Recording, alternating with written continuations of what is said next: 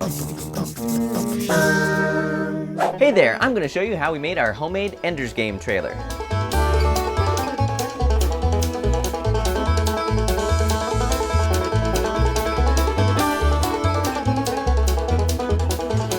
Clipped this t-shirt to the top of my head. Don't ask why. Just don't even ask. So this time we started with all the miniature stuff. We took the first section and we set up a blue sheet for the sky, and then some of the shots need clouds, so we used another white sheet and sort of just puffed it up on the table and made it look cloud-like.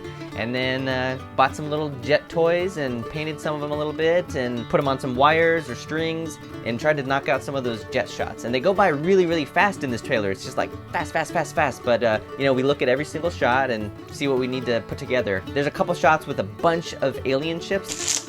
Beans. And we just kind of poured them down and played it in reverse, and so it just looks like tons of little ships going by. When I graduated, I didn't think I'd actually become a bean counter.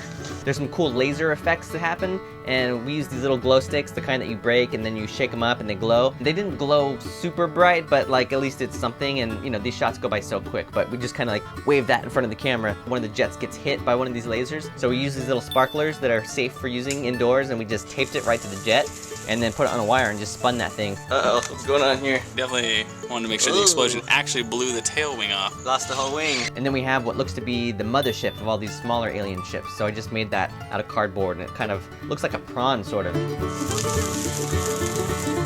What? Oh my god, the flame trail covers the stick. Then we have all the battle room stuff. That's the really cool, big open space where these guys are floating around doing some kind of training simulations, it looked like. So we just set out to make tons of these little triangles so we could just arrange them for all the different shots. So we drew out the lines on some cardboard, made large ones, then made small ones, and became this weird geometry problem that John and I sat there scratching our heads like, this seems like it'll be really easy. We just need to make a bunch of triangles. Ended up being really challenging for some reason. Some of them I pieced together and made the actual like four-sided triangular, whatever you want to call those. So we had 2 big ones, 4 small ones, and then all the other miscellaneous pieces. So put out a black sheet, lay those things down, just arrange them depending on what the shot was. You just kind of line them up and get your little action figure in there and get these cool shots where they're sort of floating and landing and doing all these crazy things in this weird open anti-gravity room.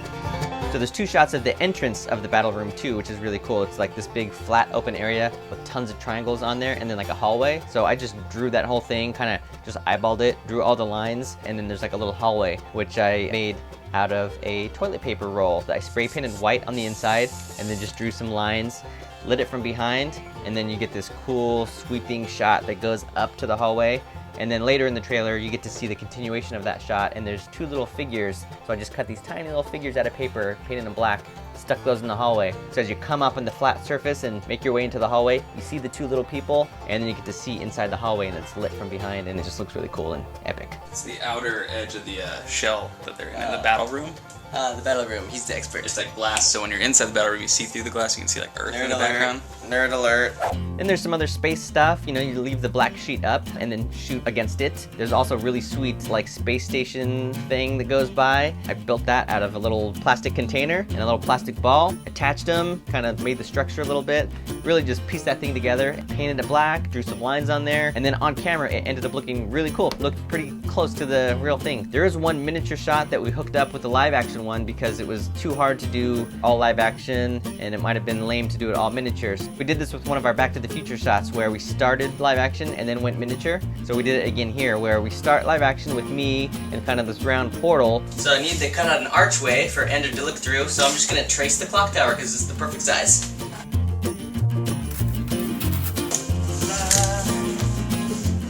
I'm in a spaceship. And then as the camera turns around, we dissolve into a miniature so then we can get the whole outside of the portal and a planet in the background. So there's one shot where some kind of long spaceship explodes. Even though it's just in one shot, we got to build that thing real quick, made a tube, drew some lines on it. Okay, are we going to use fire? Are we going to use sparks?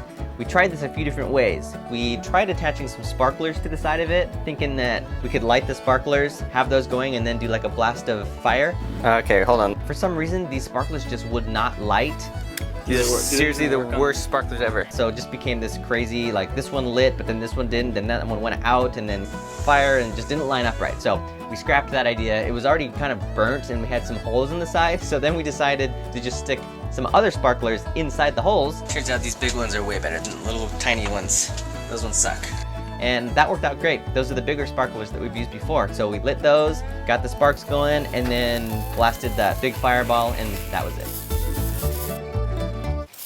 So now we move on to the live action stuff. There's a lot of people in this, a lot of miscellaneous shots. Some people are only in 1 or 2 shots. Which is more important? Do we have someone who looks like them? Have someone that sounds like them? A little of each? A lot of times we reach out to actors and stuff. We reached out to Piat, who's one of our regulars, and Chris, but part of the fun of these is that we get to reach out to just friends and people that don't have any acting experience, and we think like, oh, you know who looks like this person or who looks like this person, so we just call them up, hey, you want to be in the trailer? A couple of these shots have a group of people in them. We got like that baseball sort of shot, we got the tumbling martial arts shot, so we just called some friends over, who wants to come over, put this silly thing on, be in a few shots. Chris plays the Ben Kingsley role, and he's got this sweet head facial tattoo. So we just went for it and sat him down, put on a fake nose, and then I used a little like eyeliner pen, just drew all over Chris's head and his face, and it turned out looking pretty sweet. Cue the time lapse.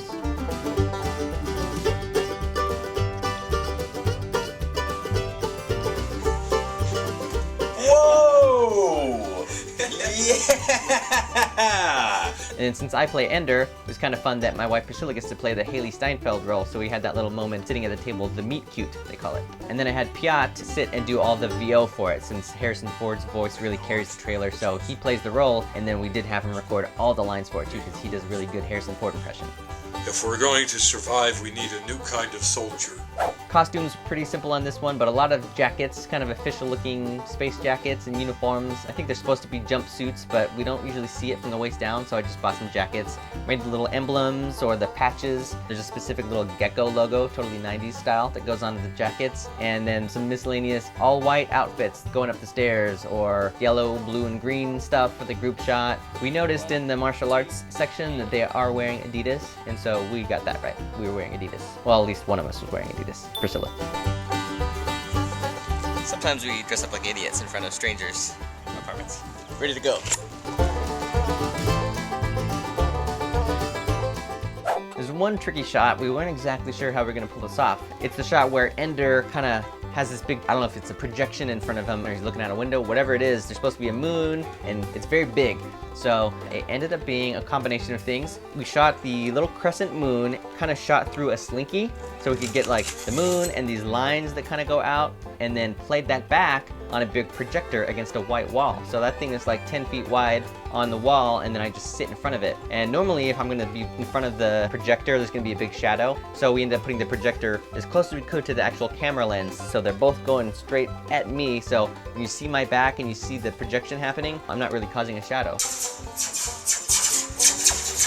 Ben Kingsley discovers a slinky. It's incredible. The final shot that leads into the titles at the end is a mixture of so many different things. The first part of it is supposed to be going past like a spaceship, and then it shoots some lasers. So we just made a tiny little spaceship, actually out of like 2 toy guns and a shield. We just taped them together, and then we used yarn like we usually do for lasers. So I'm laying on the ground shooting upwards because we're gonna be pulling some yarn, and we want it to look like it's going really straight. So the gravity should keep it straight, and we're just gonna pull it through this hole here, and I'm just gonna be shooting up at the planet. And then after that happens, it switches to a quick shot of like one of those plasma balls that has electricity that goes everywhere. And then you cut to explosion, where we just had fire going towards the camera. And then that dissolves to the actual titles, where it says Ender's Game, and we got some little sparklers that go off. So all those pieces together create that final shot. And that's how we made our homemade Ender's Game trailer. Hope you liked it. Be sure to subscribe to Cinefix because we've got new episodes every Tuesday. And let us know what other scenes and trailers you want to see us try. So we'll see you next week.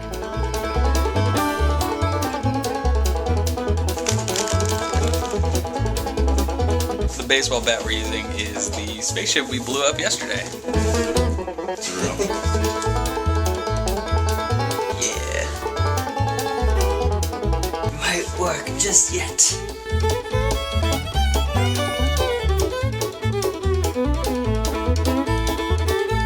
When this baby hits 88 miles per hour, you're gonna see some serious shit. calling this the cornholio. It's just put your face through the front of a t-shirt and wrap it around. These are our helmets, but we're using them like this. Wait, it's upside down. Ah, now it makes sense. I think I'm taking the nose off first. See what I look like with a big hollowed out nose area. Ben Kingsley no more.